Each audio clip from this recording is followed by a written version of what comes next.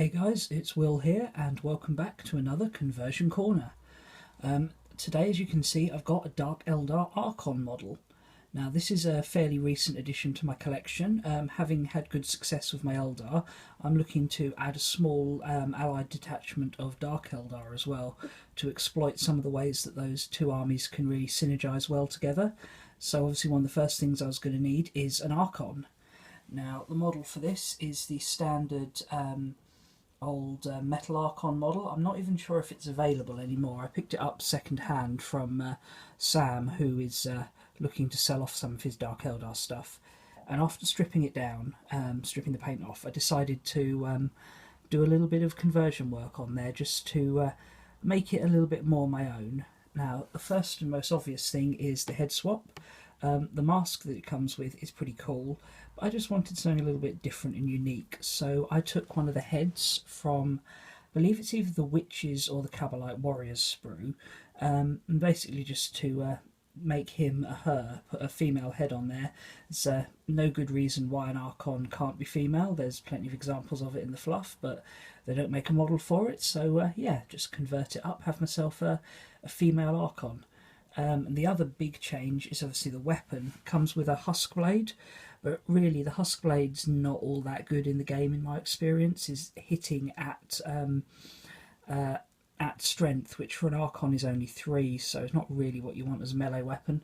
So I've upgraded her to have an agonizer, so she's always wounding on a 4+, so that's pretty cool. And that again is just from the Witch's sprue. So what I've done is I've left the hand as it is, and the base of the whip here is actually the pommel from the husk blade, but then just put the plastic whip from, like I said, I think it's the Witches or it might be the Cabalite sprue. I have a copy of both, so I can't remember which one I got it from. And yeah, that's the sort of the real conversion work.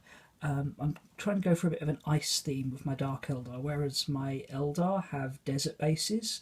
Thought, try something different, give them an ice theme. So I've gone for a very sort of cold selection of colours here, like a very sort of light ash blonde here, very pale skin as you'd expect from Dark Eldar, sort of icy colours on the agonizer.